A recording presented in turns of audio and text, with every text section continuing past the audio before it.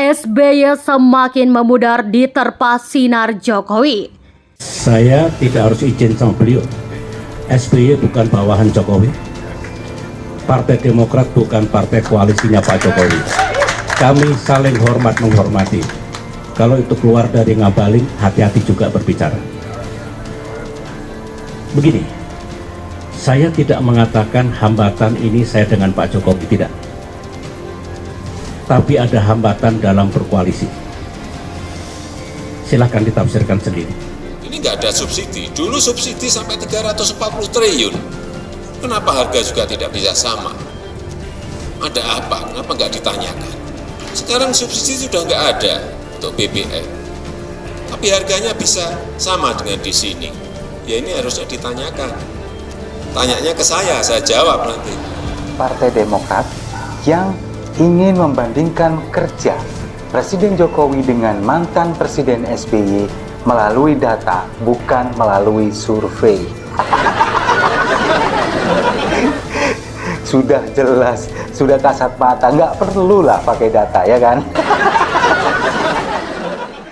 SBY itu, Presiden RI 2 periode itu fakta yang tak perlu dibantah lagi. Tapi apa saja yang telah dilakukan oleh beliau selama 10 tahun itu?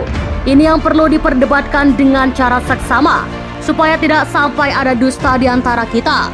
Penulis menyoroti soal radikalisme dan intoleransi yang mendapatkan lahan subur daerah tersebut.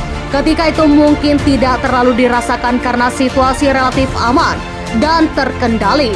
Kondisi yang kondusif ini karena pemerintah pada masa itu memainkan politik toleransi terhadap banyak aspek.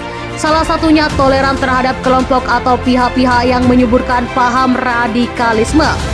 Dan sikap intoleransi tersebut selama 10 tahun dibiarkan berkembang biak, kelompok tersebut pasti merasa kuat dan percaya diri untuk secara pelan-pelan mulai menjalankan agenda dan sebenarnya menjadikan negeri ini khalifah. Di era Jokowi, kelompok ini mendapatkan kesempatan uji coba dalam kasus Ahok yang dituding menista agama Islam.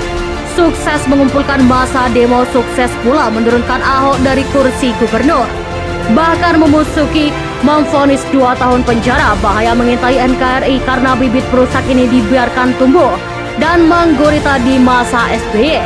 Untunglah di era keduanya, Jokowi akhirnya punya kesempatan untuk mempreteli gerakan anti Pancasila ini secara perlahan. Ormas-ormas yang berjaya di masa SBY dibubarkan, pentolannya dipenjarakan. Hal yang mustahil dilakukan SBY yang cenderung melongkalis dan menyikapi segala sesuatu. Keberanian dan ketegasan yang diperlihatkan oleh Jokowi dalam menumpas kelompok-kelompok yang berpotensi membawa bahasa dan negara. Keterpurukannya itu saja sudah membuat pamor SBY meredup. Memang tidak masuk akal seorang jenderal seolah tidak berdaya menjaga dan melindungi NKRI, sementara seorang Jokowi yang hanya mantan tukang mebel dengan gemilang mulai melakukannya. Belum lagi berbicara soal pembangunan infrastruktur yang gila-gilaan di seluruh penjuru tanah air. Seperti belum lama ini, Presiden Jokowi meresmikan jalan tol pertama di Kalimantan Timur yang menghubungkan Balikpapan dengan Samarinda. Satu hal lagi yang membuat Pak Mantan semakin tenggelam adalah sosok proyek-proyek mangkrak yang akhirnya dituntaskan oleh Jokowi.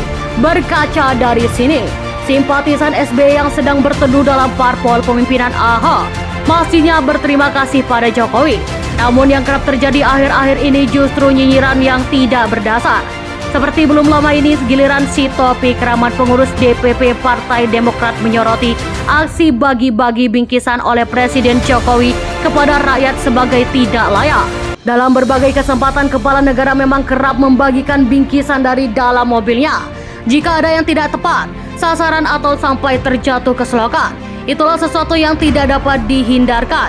Wajar dong masyarakat yang ingin merasakan atau mendapatkan oleh-oleh dari orang nomor 1 di negeri ini berebut mengambilnya. Yang pasti hal ini bukan sesuatu kesengajaan. Maka jika ada narasi bahwa itu salah atau disengaja, maka yang bersangkutan perlu mengklarifikasi cuitan di Twitter seperti dikutip dari Suara Kamis 2 Maret 2023. Bagaimana pendapat Anda tentang berita ini? Silahkan tulis di kolom komentar.